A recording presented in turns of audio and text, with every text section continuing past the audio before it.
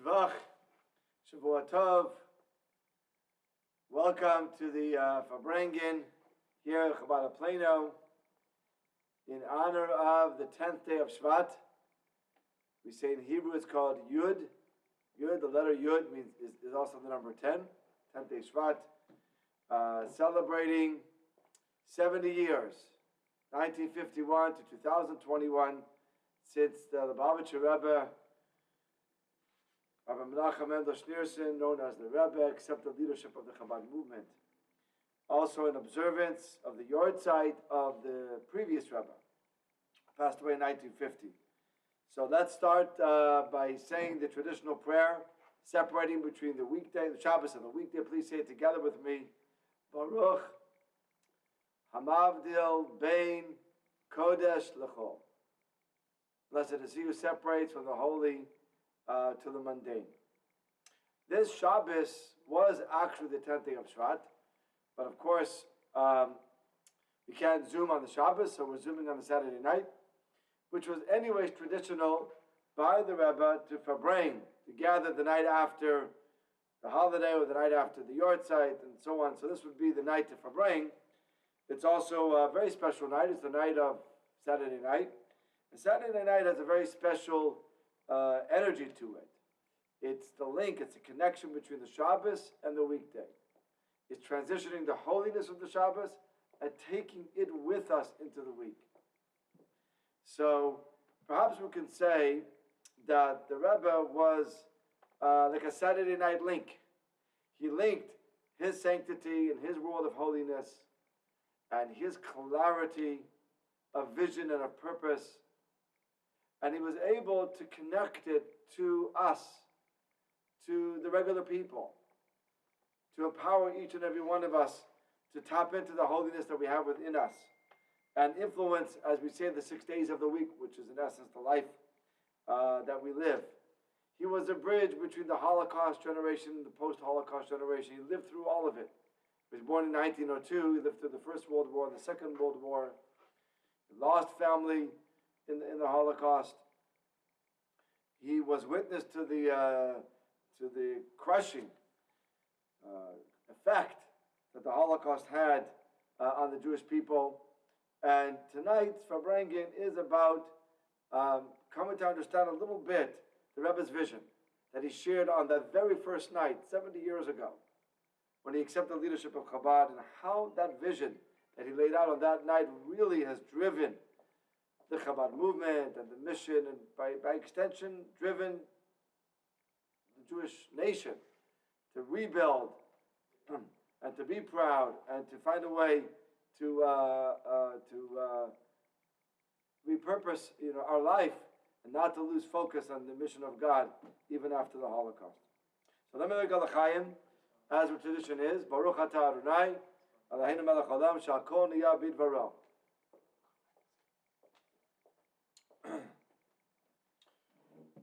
Chaim,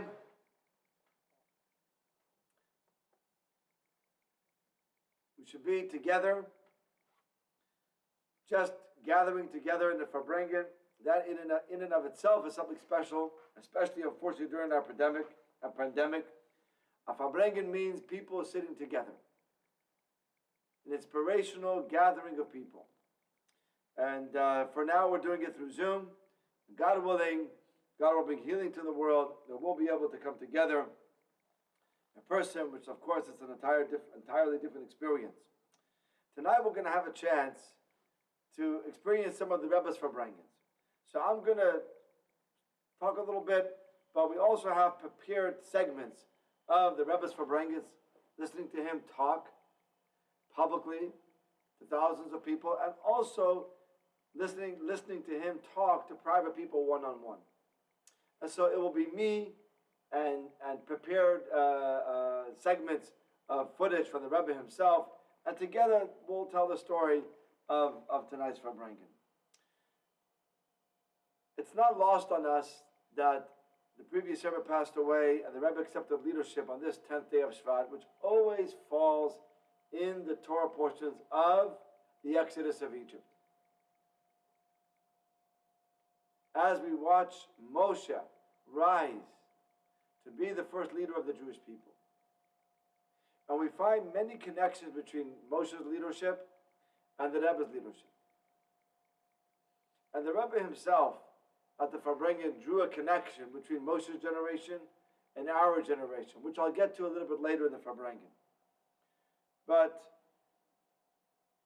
the few points of connection and similarities that I'd like to point out is that Moshe resisted accepting God's appointment for leadership. At the burning bush, he said to God, but they're not going to listen to me, and who am I to go? And I'm a stutterer, and he had all kinds of different challenges to God not to want to accept leadership. Until God said to him, you are the person, you have to accept the mantle of leadership, and it's your time to lead. And the Rebbe was the same way. When the previous Rebbe passed away, he refused to accept leadership, and it was really a lot of pressure, really, to the Rebbe to accept the leadership of the Chabad movement. And so there's a connection there as well. There's a humility there. There's a sense of inadequacy, that I'm not really fit to lead. And that in and of itself becomes something endearing. Endearing to the people, to the followers, not someone who's wanting the office and looking to exercise his power over the people.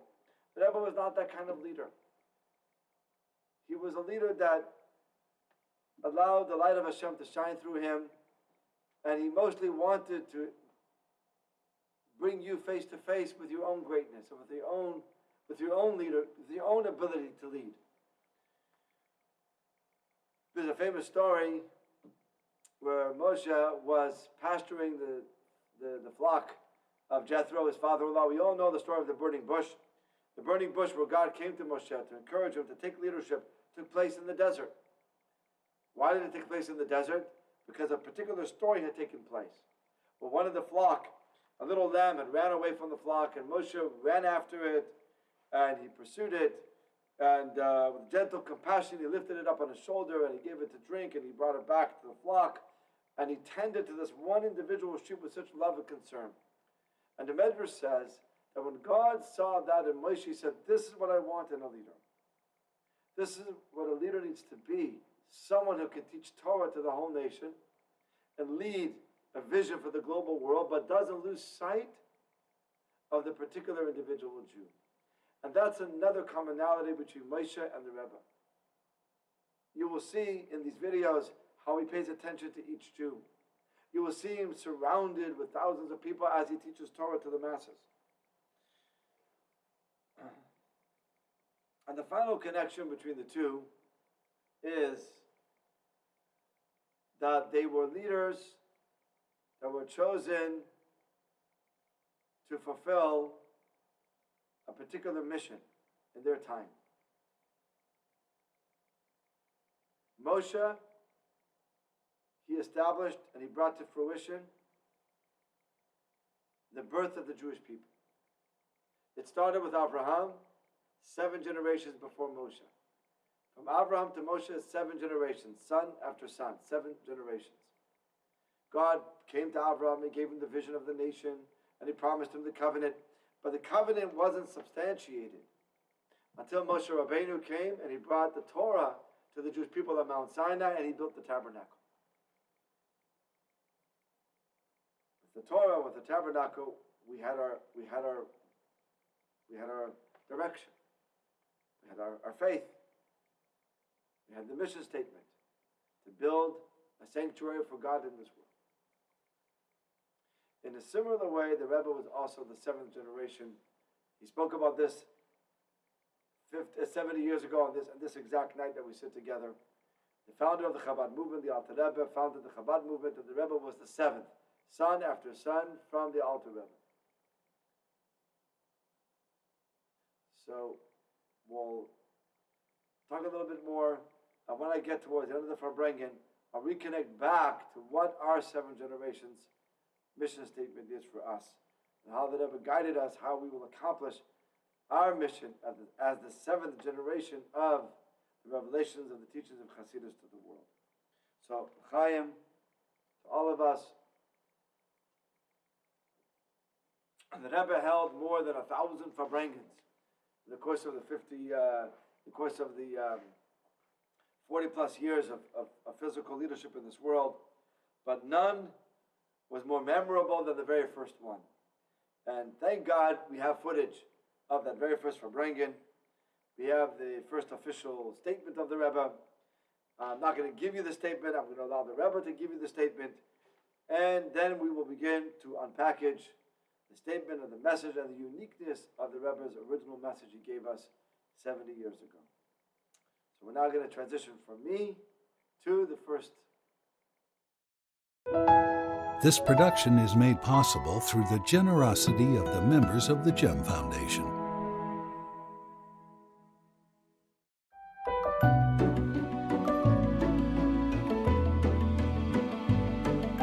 Ahavat Yisrael means to me just believing in the unique potential in every individual, and specifically the divine potential in each and every Jew.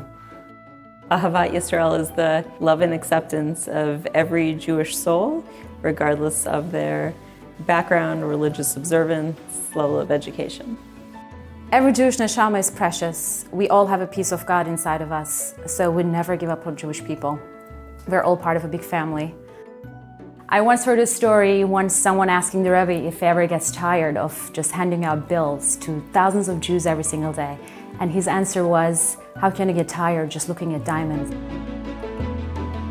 The Rebbe inspired a generation of Jews to see the greatness in every Jew. His literal translation of the concept of loving one's fellow Jew was his very life. In fact, the Rebbe made Ahavat Yisrael the bedrock of his leadership. The Rebbe, for me, has actively proven that there are people willing to share love in order to grow an infinite boundary of unity or solidarity. And the way that you create the infinite boundary is by not judging everybody else. Throughout his leadership, the Rebbe modeled love of a fellow Jew, and it was infectious. The Rebbe focused on it during his inauguration. In fact, it was his very mission statement.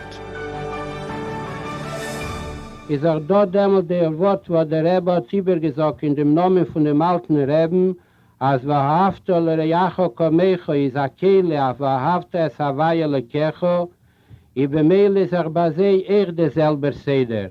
A beschas me legt dem Dogisch auf wahrhafte Lereyacho Komecho, I das basei nicht kinstiri so wahrhafte es Hawaii Lekecho, nur verkehrt, dass noch a Kehle durch den Ruf hat mit einer tieferen Verbund mit wahrhafte es Hawaii Lekecho. Da in Amerika ist auch allemal a Seder, a deschte Sache will hören a Statement. Und das Statement, da darf sein etwas mit a Chidush-Dover, mit a Inge, was im Mavel Essereien. Ich bemehle das, ich weiß nicht, das darf Mavel sein Essereien, aber immer will hören a Statement, hat der Rebbe gesagt, dass da 3 Sachen. Als da Avas ist Hashem, und so da Avas Ater, und so da Avas Israel. Und unter die alle 3 Sachen sein in Kule Chad. Das ist, man kann nicht voneinander teilen. Zwischen einer mit der zweiten. Und man handelt, wie bald das ist Kule Chad, und das ist auch Kule Chad, wie ein Netz im Seins. Das ist, aber ist dämmelt, ist dort der Klall, als ein Ingen Atzmi. Wenn man halt so kann und ein Teil davon ist, hat dämmelt, hat der Tefis Kule, als bringt auf Chassidus B'Shem Baal Shem Tov bringt es auf B'Shem Rishonim.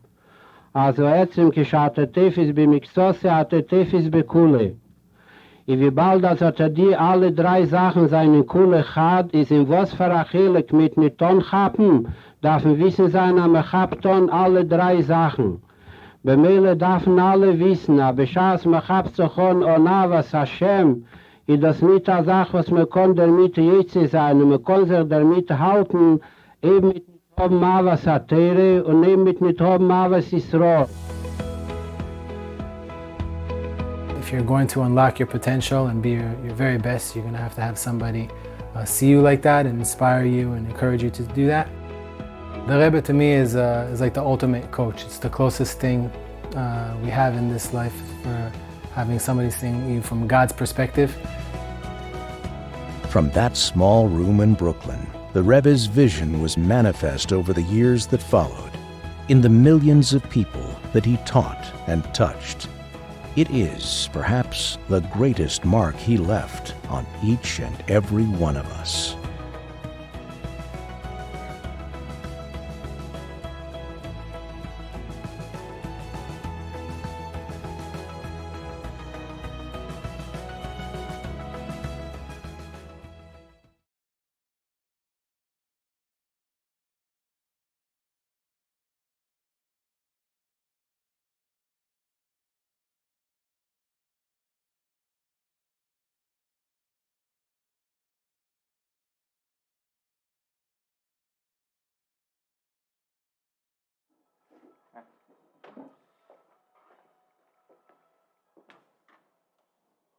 Welcome back.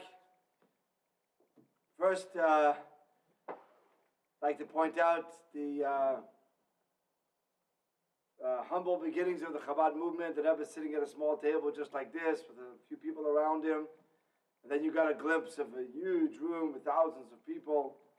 Of course, now there are thousands of centers that are touching millions of people.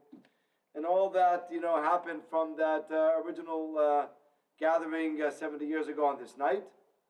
So what was the statement that the Rebbe said that was surprising, shocking? If you want to have a full relationship with God and with His Torah, you cannot have it without a full relationship with a fellow Jew.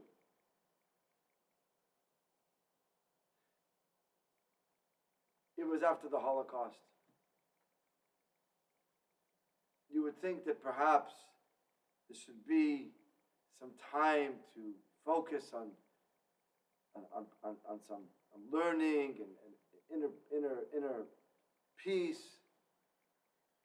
And immediately, the Rebbe pointed out to us that Avas Yisrael, love for your fellow Jew, is the starting point. It's the foundation. It's what's going to lead you to a greater respect for Torah and a deeper relationship with Hashem. That was the statement, the shocking statement, that love of Torah, love of God, and love of the Jew are interconnected. You can't disconnect them from each other. If you want to have just love for Hashem and not love for each other, it's not sustainable. And if you pursue a path of love for each other, it will only lead you to a greater love for God and a greater love for Torah. So in that mission statement, the Rebbe spoke about what to do, which is to prioritize love for your fellow Jew. In the next segment, the Rebbe is going to show us how to do it. The Rebbe didn't just say that it was a good idea. The Rebbe led us, and he was the example of how is it that you can come to love a Jew. What's the secret of how you can look at a Jew? And the Rebbe is going to explain that vision, the way we see each other, is subjective. We're going to see it through the clips that we're going to see from the public Farbragens, through the private audiences, but let me kind of lay it out in front of you so you can look for it in the next segment. The way we see each other is subjective. You can see what you want to see. Critical eyes will see opportunities for criticism. Again, if you're looking with a critical eye, you'll find everybody has shortcomings. You can find someone to criticize in everybody. If you have kind eyes and wise eyes, you'll be able to see beauty. Maybe hidden beauty, maybe something that the other person himself needs to come more in touch with and more aware of. And this is what the Rebbe spoke about. He spoke about how to look at another Jew. He spoke about the gems of humanity buried in every heart, the sparks of godliness that are to be found in every soul. And he didn't only preach it, he practiced it. And he taught us how to develop the right kind of eyes, how to see each other. Because that's the foundation of Avos Yisrael, of loving your fellow Jew, of rebuilding the Jewish nation, of reconnecting with each other. But I want you to know, the Rebbe said, if you give time to reconnect with each other, it's not going to weaken your relationship with God. It's not going to weaken your relationship with Torah. It's only going to strengthen it. On the contrary, the Rebbe said that original night, you cannot have a relationship with God, have a relationship with Torah, without having a relationship with each other. So now we're going to roll the second segment of the Farbragen. Every Jew has a soul that is precious.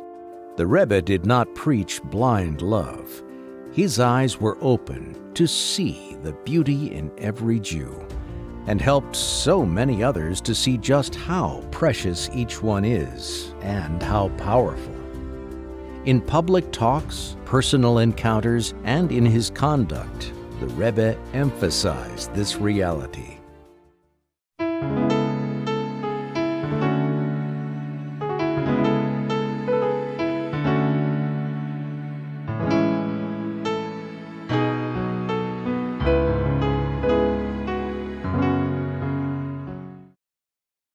Mr. Louis Goldstein is a businessman from Sydney, Australia. In 1989, along with his wife and son, he had an audience with the Rebbe. I had never seen Yechidus before, so the whole thing was quite fascinating. And there were about 200 people there the first time we went. And the Rebbe spoke to us first, he gave a sikha, and after that, then it started, you went one by one. There was no order, you could go at any time, line up and just wait your turn, speak to the Rebbe. But we were quite fascinated by the whole thing, so we watched everyone else's Yechidus, and the Australians went last.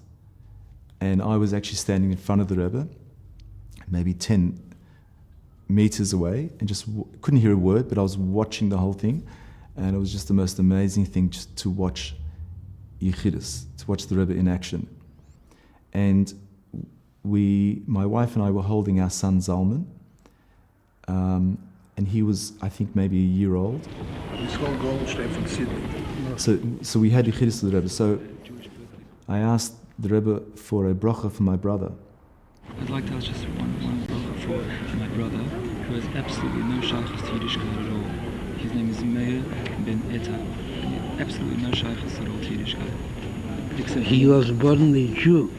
That means he's not only shaykhs to Yiddishkeit. He is a Jew, yeah. And that is his essence.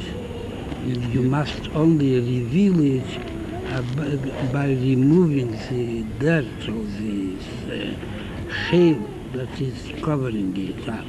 And that depends on his relatives, and especially brother or sister or sister-in-law. That means you. So I got a lesson in Chabad Chasidus 101 from the Rebbe. 101, one-on-one, from the Rebbe directly. So, and that, I realized that encapsulated the entire philosophy of Chabad in a nutshell, in one sentence, where when you look at another Yid, the fact that they're born Jewish, that's all that counts. And some people need polishing, some people don't. We all probably need a bit of polishing, and that's what the Rebbe was telling me. And it was a very powerful point. Für jeden ist auch Jedu, wo der Baal wurde gesagt, dem Wort von dem Baal Shem Tov. Ki siya atem eretz chefet, a jeden und jeder Ried befragt, wird geglichen zu eretz chefet zu Ort. Was eretz wird angerufen eretz chefet. Was wird angerufen eretz chefet? Der Fall, was inne wenig liegen, a won im Tevis und Margolies, sie liegt am Mai im Chai. Sie liegen kamo Eitzes, was sie seine Gonus bemavi ho Adomo. Der Unterschied nur, sie da bei ihnen, was sie gefühlen sich Korev, zu dem Eberflach, bemele darf ein bisschen agrobton. Gefühlt mir gleich dem Even Tevo, gefühlt gleich dem Mai im Chai. Sie da a Sehne, was mir darf groben tiefer und noch tiefer, kdei a Ropsene mit alle Unionen, Hamalimim und Mastirim. Mr. George Rohr is a businessman and philanthropist based in New York City. In 1991, he helped found a beginner's prayer service for the high holidays at his synagogue, KAJ, in Manhattan. When I moved to New York and got married, I started a beginner's minyan at our shul here in Manhattan. It was basically an introductory service for Jewish adults that may or may not have had the benefit of a Jewish education. And I was leading it with not a great deal of preparation, but nevertheless I did my best to lead it. And it turned out to have been a success. I remember, as I always did every year, going to visit the Rebbe for Lekach between Rosh Hashanah and Yom Kippur. And I thought to myself, this year I'm going to be different. I'm going to give the Rebbe some nachas. I'm going to give him some good news and make him happy and proud and smile and especially make him proud of me. I'd like to let the Rebbe know, I hope he has some nachas from the following. This Rosh Hashanah in our shul, I started a minyan for beginners who don't know anything. We had 200 people. 200. On Rosh Hashanah, and Yom Hashem for Yom Kippur we'll have also. And the Shabbos, we started the first regular Shabbos, we had about 50 people. Last Shabbos. Past Shabbos. People without any background to start learning a little bit about Yiddishkeit. And I'd like the Rebbe's bracha that we should continue. And I expected a big yasher koach from the Rebbe. I expected the Rebbe to give me a high five and to congratulate me and so forth. Of course, when I said the words, Jews without any Jewish background, the Rebbe's smile disappeared. And he looked at me with his piercing blue eyes, and I knew that I had said something very, very wrong. And I didn't know what. He'll explain to all these people they have a real background of Avraham, Yitzchak, and Yankee. And so the Rivke Lochel Leah. That's for you, and that's for the people who have no background. The Rebbe was saying, this is royalty you're talking about. These aren't Jews without any background. This is royalty. And that was the Rebbe. For every Jew, for the Rebbe was royalty. Dem Mieden, was ruft sich an der Weile, Beshem Acher, is a sichere Sach, a sechet von Eretz Chefetz, a sichere Sach, a Baljidach Mimenu Niedach, a sichere Sach, a verbunden mit Mekel Mayim Chaim, a Vayelekim Chaim, mit darf sich mehr nicht haben Geduld und nicht jallen in Tirche wie Gie, bis zum Messias Nefesh, ki pshuto auf der groben Sach und aufgroben dem bejer bis waren Zetonim Sturmen dem Mayim Chaim Shebetecha, aber das gewähnt der Wede von dem Baal HaYilul.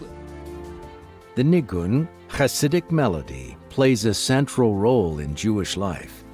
It is the soundtrack of the Hasidic experience. A Farbragen is interspersed with nigunim, some reaching deep inside, stirring the strings of the soul. Others soaring high, uplifting and energizing. A Farbragen was and is today a time for meditation and reflection. The first of 13 nigunim taught by the Rebbe, set to the words of King David, speaks of the soul's intrinsic thirst for connection with God, no matter its present state. Tomalecho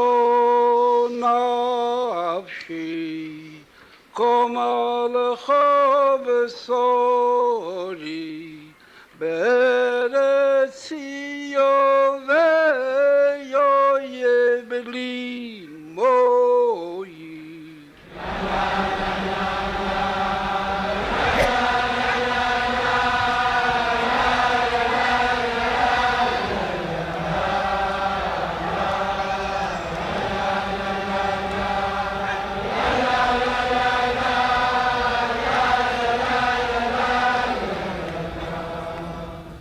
Came back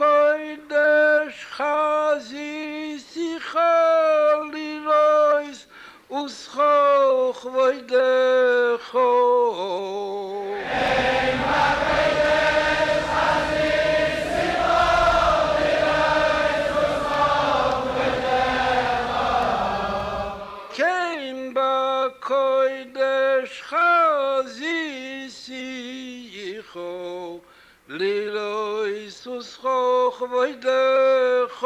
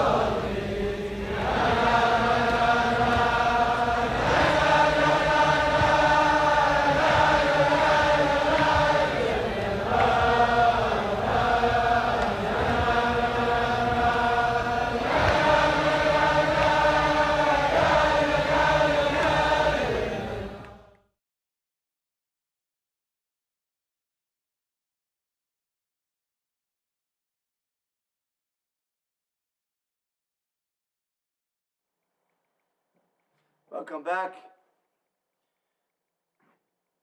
So, we got a chance to have access and insight to the Rebbe's secret that he really wanted all of us to share and all of us to know, and that is you have to dig a little bit deeper.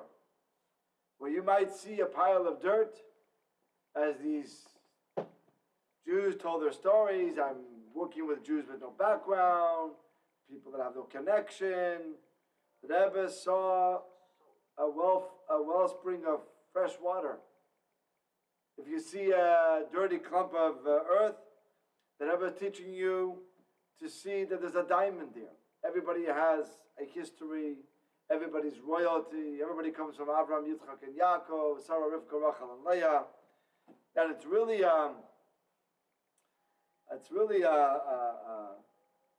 innovative way of looking at yourself and looking at others. What am I capable of? What's my potential? The Rebbe always wanted us to adjust our perspective. You'll discover that the reason that the Rebbe is training you to see diamonds and gems is because they're actually there. And your true value surpasses your own imagination.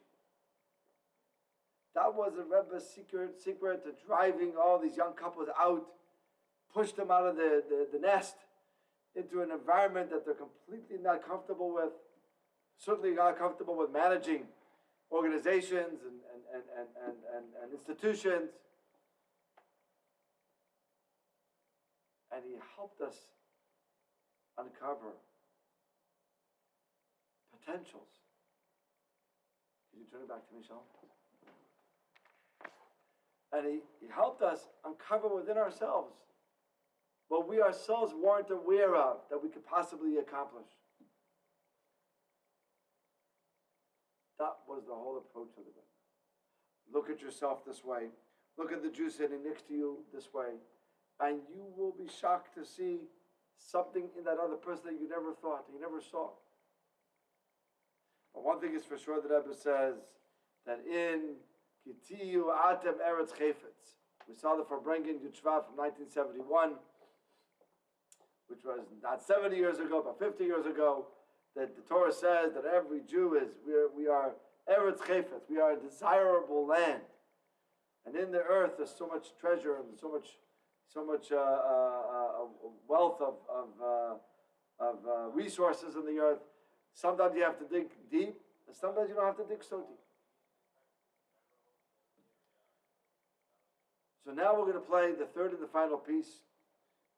And we're going to have a chance to hear from people how the Rebbe helped them uncover within themselves the potential they did not know that they had. So we had the mission statement in the first segment, which is to love every Jew. In the second segment, we learned how to love every Jew, to look at each Jew with the potential that they have within. And in the third segment, we're going to actually be able to hear from people their own personal stories and some more from the Rebbe, how they were able to uncover their potential through inspiration directly from the Rebbe. By seeing the essence of the Jewish soul, the Rebbe showed what we are capable of. He encouraged people to see themselves and others from God's perspective, how even the most minute action is significant and impactful.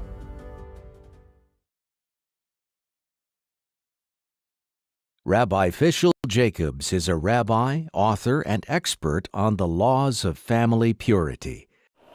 After a successful career in professional karate, he reconnected to his Jewish roots and had an audience with the Rebbe in 1981. As I walked in, I didn't think, I did it out of naivety. I took a tape recorder and I put it in my mother's pocketbook. I didn't ask, I just assumed it was okay because I knew it was an important thing. So I actually tape recorded the entire thing.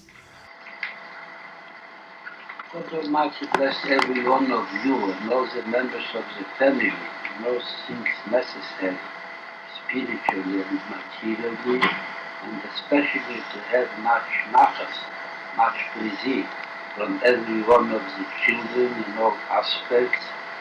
At this point, the Rebbe introduced another subject which I really had no idea that was going to come up, and was out of the blue. We have received smicha. Not studying for smicha, not planning to study for smicha. That was extremely difficult because my academic side hadn't expanded very much. I'm in Shir Aleph, which means I'm still in the first class. He said, I'd like to give you, it's a custom amongst Jews to give money for charity. Before, on your way back, you give this in Eretz Yisrael to charity, your parents give this dollar. And then he sent, that was the end of the Yichus. We got up and that was the end of it. This is where the hard part comes in. The smicha was really difficult. It was really a nightmare. That took about 2 years. At that point, my confidence had gotten up a little bit, and I said, well, wait a minute, it's possible. You can do it. I wrote into the Rebbe, and by now I'm 27 years old. And I said to the Rebbe, well, the Rebbe told me to do smicha. Would the Rebbe give me his blessings to do the head smicha of the head rabbinate of Israel? And the Rebbe wrote back that same day. I got an answer from Rabbi Grant. The Rebbe says, yes, do that. And from that smicha, thank God, I was able to publish. My first book was Chachmat Tahara, while I was in Kollel. It's a commentary on Shulchan Aruch. I published my most famous book, which is Family Purity. I had 7 printings of that book till now. We had a Chabad house at Tel Aviv University. And I was a rabbi in the Israeli prison service. I wrote a book about that. But who thought? People were dismissing me as an ex-athlete. No one saw that in me. No one saw that I could learn smicha. But he gave me that belief, and he gave me that power.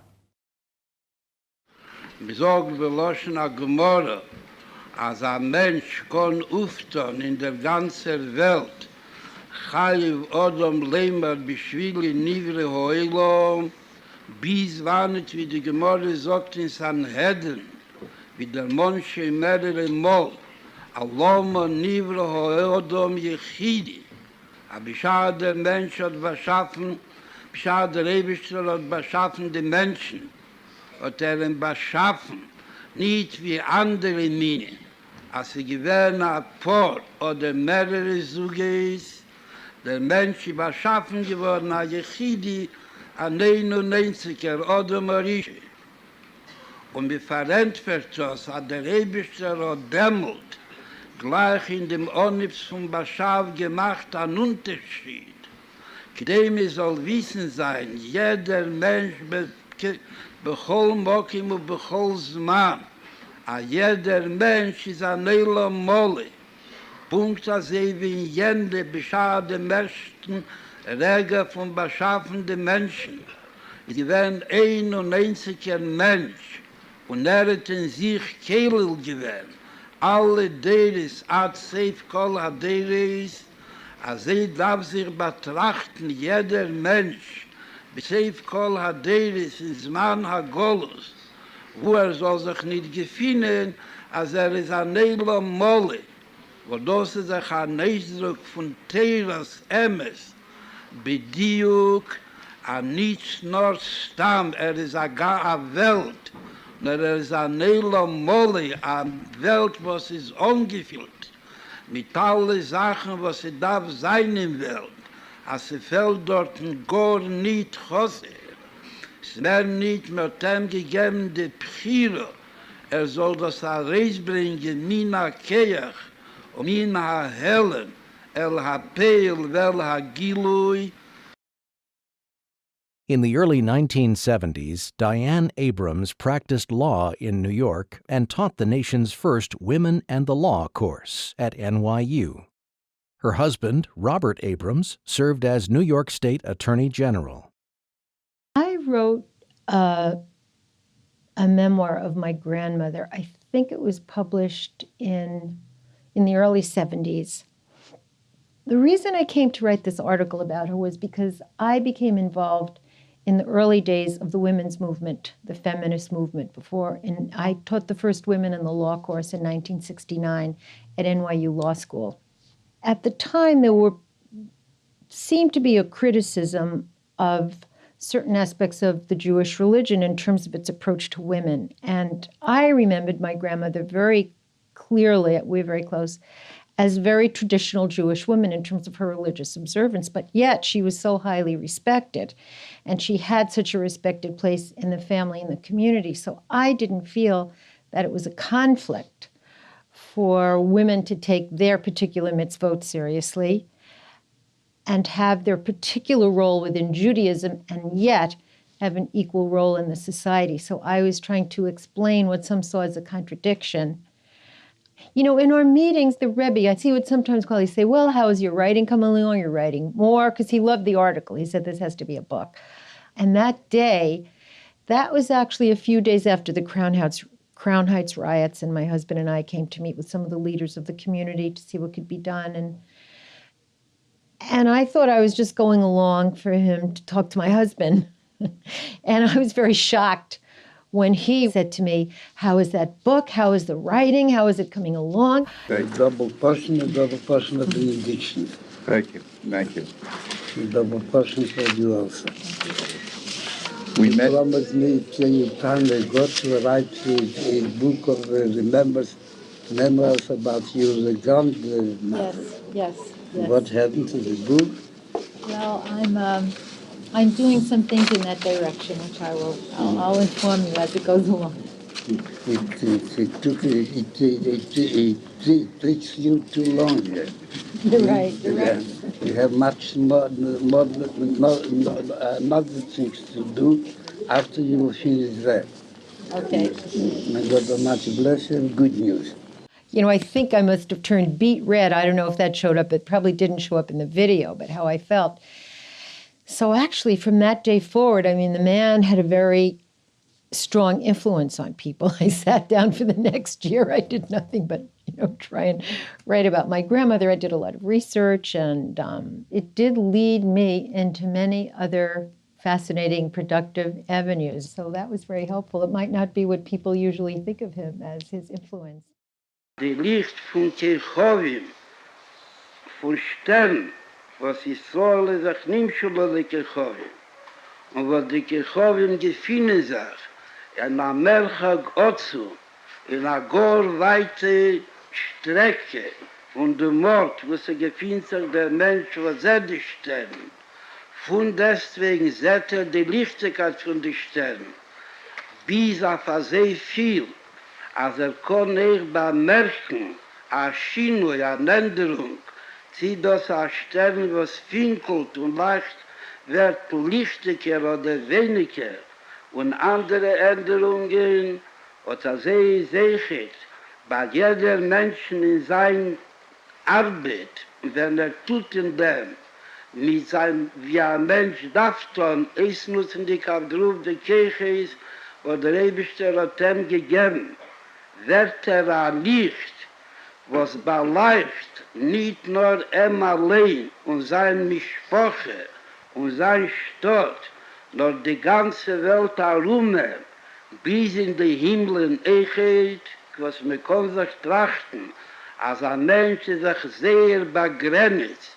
Ich weiß, es ist sehr wichtig, sie wird tun ja seine Tag, sie wird fühlen sein tagtäglichen Leben und tun die bestimmte Meise, was kann tun in einer bestimmten Regel, in einer Samennefen oder in einer zweiten Nefen. Wissen wir von der Dogma, aber man soll als die Wosle mehr Katnus, aber man soll nicht trachten, dass das eine Kleinigkeit und sie kann auf die Mine nicht, wie wird tun. Der Vater darf sich nicht anstrengen, lernen wir davon. Aber das wird ein Licht, jeder einzelne Meise, auf viele Dibur und auf viele Machschowe, was Seif kol Seif wirkt sie echt, auf den Dibur und Meise von den Menschen, ist von der höchsten Wichtigkeit für ihn und für die ganze Welt, als ein und einziger Mensch durch ein und einzige Tat Meise seine, oder Dibur oder Machschowe, kann wirken auf die ganze Welt, wie der Rambam bringt das Aris Klorer, heit in Absag din Halacha. Perhaps the most famous of the Rebbe's Nigunim has been adopted in many Jewish circles during the special prayers on the major festivals. The words capture one of the most essential Hasidic teachings, the profound love God has for His people.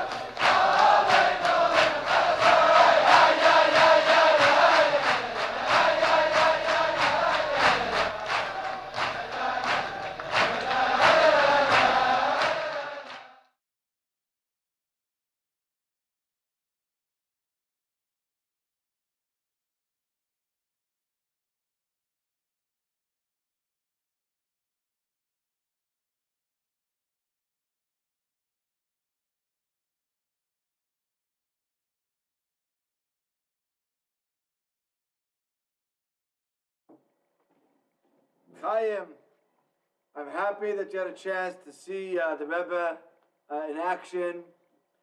Coming back to the beginning of the Farbragen, where the Rebbe is like the Moshe, where he has the whole nation to lead and to guide, and thousands of people are around him as he leads the Farbragen, but at the same time, he doesn't lose sight of nurturing each individual soul.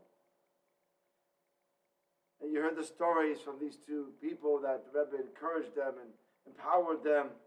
And you heard about the Rebbe's analogy of the star, that every Jew is compared to a star. How beautiful is that? The star is something so seemingly so far away. It looks so small to us. But its reach of each star is incredible.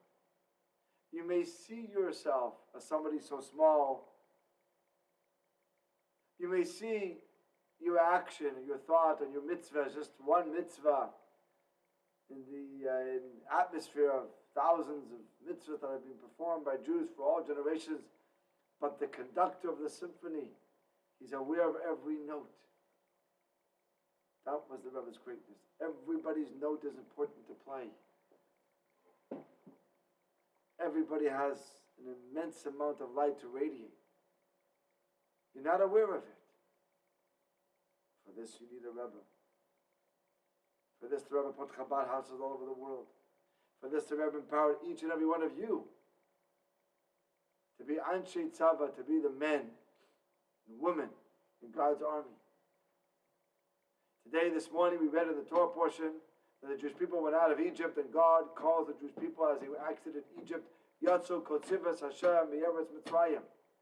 Tzivos Hashem, the army of God left Egypt. He took us out of Egypt not to vacation, and to get lost and to assimilate. He took us out of Egypt to be the army, to represent Him to ourselves and to the world. So the Rebbe's message was, don't sell yourself short, and don't sell the little Yiddeleh next to you short. He's Eretz Chayfetz. He has he or she has an enormous amount of treasure and of potential in them. And this is how the Rebbe led a small little group of ragtag army after the Holocaust, right? Far from coddling them and attempting to assuage their pain. The Rebbe told us, you will find comfort in action, and you will find comfort in setting the bar higher than ever before. That's where we're going to find comfort. And the bar that the Rebbe set that night, so I can come back to the beginning of the Rebbe being the seventh, from the Alter Rebbe, from the founding of the Chabad movement, and Moshe Rabbeinu being the seventh, from the founding of the Jewish nation, is the bar that the Rebbe set for our generation was nothing less than fulfilling the purpose for the creation of the world, to bring Mashiach, to bring heaven down to earth. The promise of God and the prophets and in the Torah that there's a time to come when the light of Hashem will fill the entire world, the hearts and the minds of every human being. When there'll be a time of peace, a time of no jealousy, and a time of no hatred. With the rebuilding of the Bet HaMikdash, the temple. That's the bar that He set for us. He placed that burden on our shoulders. And the only way to accomplish the coming of the Mashiach is reaching out to each other, working with people. Honestly, as a rabbi who has worked with people for 29 years, Kenan Ahara, thank God, many more to come, we all know that nothing in life disappoints quite like people. People can let us down as often as they can lift us up. People are imperfect. This is who we are. This is how God made us. So might you think that the thoughts of God, Torah, prayer, elevate and purify the mind and the hearts of an individual? You might think that we should try to distance ourselves from other people for a while. A little bit of isolation. A healthy dose of idealism. Came the Rebbe on this night 70 years ago and he said it's the exact opposite. You have to start with people. The first work has to be to care and love every Jew. To look not with critical eyes, but to look with kind eyes, and to look with wise eyes, and to be willing to dig and to sacrifice and to give of yourself for another person. And if that necessitates you moving to the other side of the world, to make yourself available for a Jew that wants to reconnect, so be it. We just lost a great, great leader, Lord Rabbi Jonathan Sachs, maybe about 60 days ago. And he was another Jew greatly impacted by the Rebbe. Another example of a diamond that the Rebbe uncovered. A man who wanted to go into law or into philosophy, and the Rebbe said, no, you need to become a rabbi. And he was able, like he was in many other areas of life's experiences, to capture the Rebbe's outlook in simple English. He had a knack for that in general, to capture what was happening and our outlook in a very simple, not it was sophisticated, but it was simple in the sense that it was easy to get the idea. He just had a special way with words. And he said about the Rebbe two powerful things that I think kind of brings together what we're bringing about tonight. If the Nazis, Yimach Shemam, could search out every Jew with hate, we will make it our mission to search out every Jew with love. And he lived it, and he preached it, and he showed the way. And he touched by himself and through the shluchim millions and millions of people. Really, by extension, the entire Jewish nation, somehow, some way, is influenced in some even small measure through the Rebbe's love and the Rebbe's outreach. But the greatness of the Rebbe, and what we have to tell ourselves tonight, the success of a Jewish leader is measured by how many leaders he creates. When somebody asks the Rebbe if he sees himself as being successful, are you a successful Rebbe? Do you see success in your work? He says, my success depends on you. If you will become a leader, and you will access the great potential that's within yourself, and you will bring mitzvahs into your life and encourage others to do mitzvahs, I'll have success. Like Rabbi Jonathan Sachs said, that good leaders create followers, but great leaders create leaders. The Rebbe didn't only lead. Of course, you saw the clips. He was a leader par excellence. He could inspire a whole crowd with clapping of his hands and the movement of his face and head. You could feel the tempo in the room lifting as the Rebbe clapped and moved his head and swayed. When the Rebbe zinged alle Chassidim. When the Rebbe would sing, everybody would sing. And when the Rebbe would cry, everybody would cry.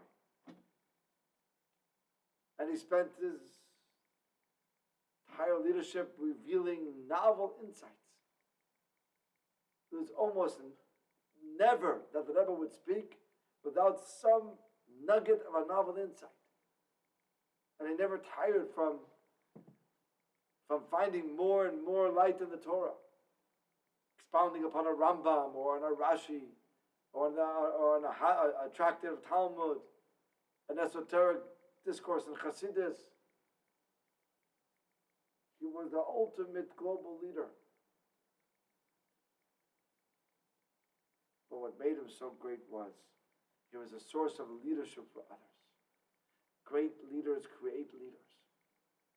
He wanted all of us to be a star. He wanted all of us to see that we have the potential to bring light into this world. But we have to work. No free lunch, as the Rebbe said. I'm not going to do it for you. As he once told Yehuda Avneri, who was an advisor to 4 prime ministers, he actually has a very thick book about his life being an advisor to the prime minister. He's since passed away, this Yehuda Avneri. But the Rebbe spent a lot of time with him, and he would be the go-between between the prime ministers and the Rebbe, and the prime minister's conversation with other leaders around the world, especially American leaders. And the Rebbe would bring with him as well, that he himself has to bring out his potential as a Jew. And he once said to the Rebbe at the end of a lengthy private audience, so has the Rebbe lit my soul?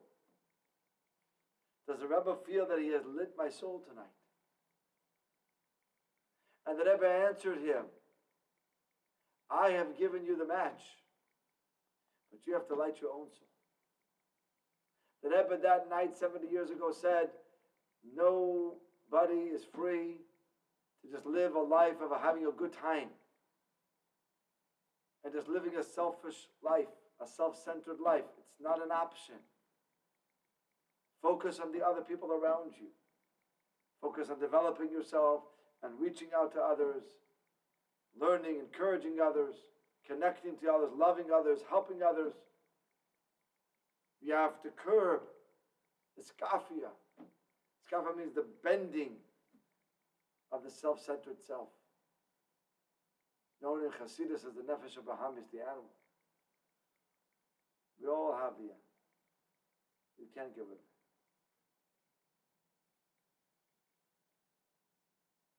But we have to battle with it.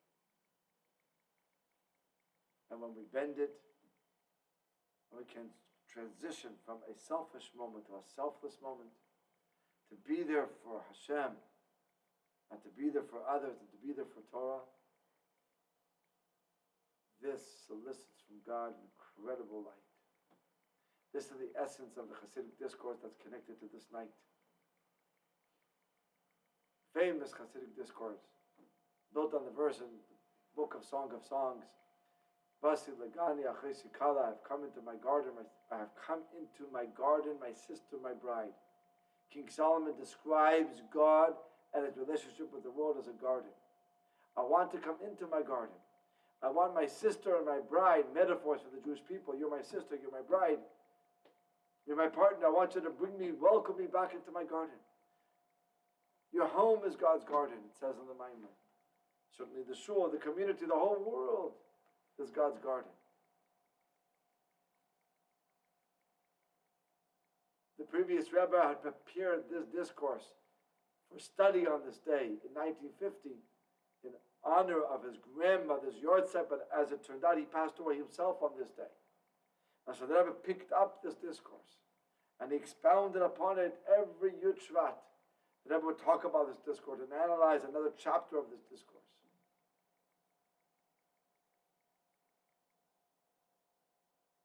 This is the victory. This is the mission statement, to bring Mashiach and to overcome the forces of unholiness in this world, to transfer the world from a world of selfishness to selflessness, from a world of darkness to a world of light, from a world of bitterness to a world of sweetness. This is the ultimate goal, and nothing can come short of accomplishing that. God is not going to back off the prophecy that he gave.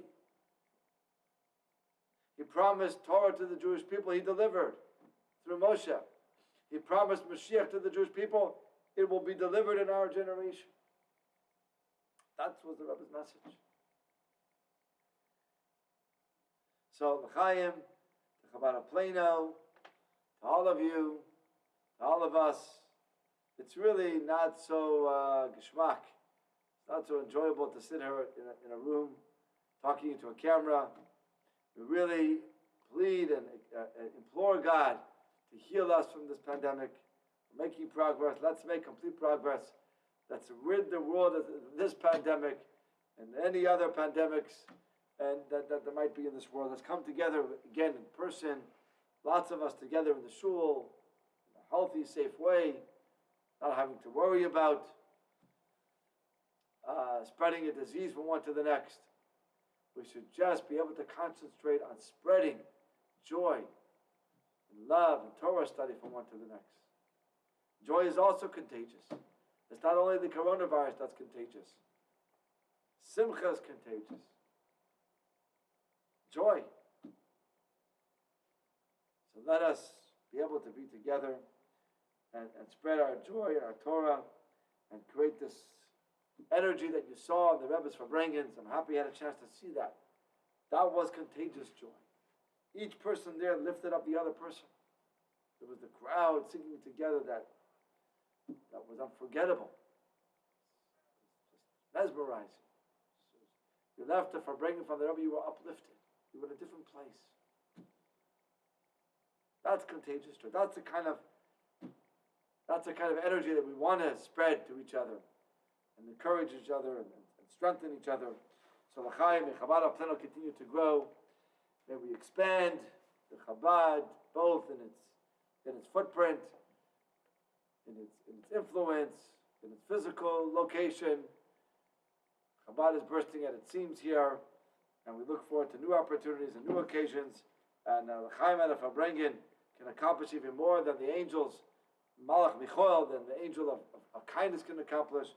L'chaim to our success, healthiness to everybody in the congregation. Just a couple of names by name, I want to mention for healing. Chaim Gonen, Ben Dalia, Ali Batova, Bas Bela, and Sarah Bas Malka, and the many others that need to be healed. God should heal all of us, and may we celebrate together in joy. Chaim, to our success, to our growth, to the nachas that we're going to give the Rebbe, each and every one of us chipping in to bring the Shekhinah, to bring the godliness down into this world in a complete and full way. L'chaim.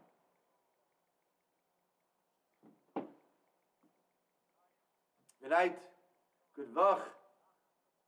Shavua Tov. Those of you that were on tonight, we were not able to see who was on because we were channeling it through YouTube, so you can have clearer footage. So we weren't able to see who was on. So send me a little note if you can. If you have my phone number, let me know who participated. It was wonderful to be with you. Shavua Tov.